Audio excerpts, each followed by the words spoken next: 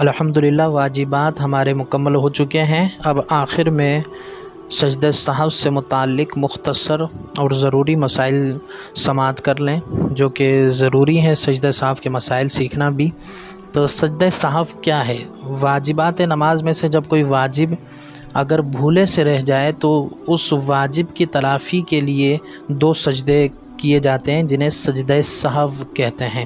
اگر بھولے سے واجب چھوٹ جائے اور اگر جان بوجھ کے واجب چھوٹے تو اس کی تلافی یہ 2 سجدوں سے یعنی سجدہ سہو سے نہیں ہوتی، اس میں فوراً جو ہے نماز فاسد ہو جاتی ہے۔ نماز کا اعادہ کرنا، دوبارہ پڑھنا یہ واجب ہوتا ہے۔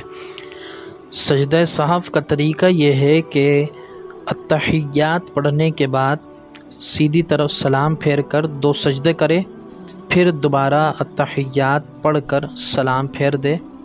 تو یہ سجدہ سہو کا طریقہ ہے۔ اس میں بہتر یہی ہے کہ التحیات بھی پڑھ لے اور اس کے بعد درود ابراہیم وغیرہ بھی ملا لے، اس کے بعد سجدہ سہو کرے، اور سجدہ سہو یعنی 2 سجدے کرے اور سجدہ سہو کے بعد دوبارہ التحیات پڑھے اور درود ابراہیم وغیرہ جو پڑھنا ہے پڑھے جاتے ہیں وہ اذکار پڑھ کے سلام پھیر دے۔ یہ سجدہ سہو کا بہتر طریقہ ہے۔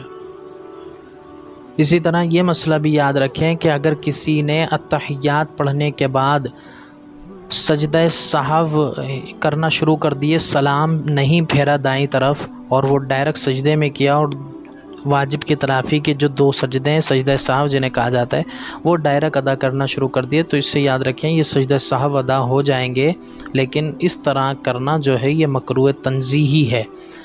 بہتر یہی ہے کہ التحیات پڑھی جائے، اس کے بعد سیدھی طرف سلام پھیرا جائے، پھر سجدہ سہو کیے جائیں، 2 سجدے کیے جائیں۔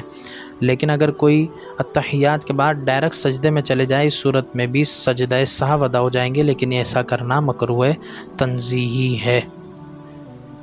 اسی طرح یہ مسئلہ بھی بہت پوچھا جاتا ہے کہ اگر ایک سے زیادہ واجبات اگر ہمارے ایک نماز میں چھوٹ گئے تو ہم اب کتنے سجدے کریں؟ جتنے واجبات چھوٹے ہیں اتنے سجدے کریں گے یا کیا صورت ہوگی؟ تو یاد رکھیں ایک نماز میں کتنے بھی واجبات آپ کے چھوٹے ہیں، سجدہ سہو جو آپ کریں گے وہ 2 سجدوں سے ہی تمام واجبات کی تلافی ہو جائے گی۔ ایک مرتبہ سجدہ سہو سے تمام واجبات آپ کے واجبات کی تلافی ہو جائے گی۔ اس کے لیے الگ الگ ہر واجب کے لیے سجدہ سہو نہیں ہوتا۔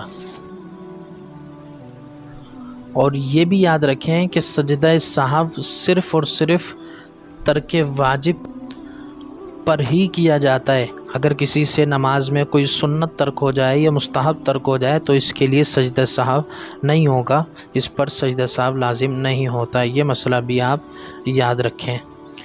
یہ سجدہ سہو سے متعلق بنیادی اور اہم مسائل تھے جو ہم نے بیان کیے۔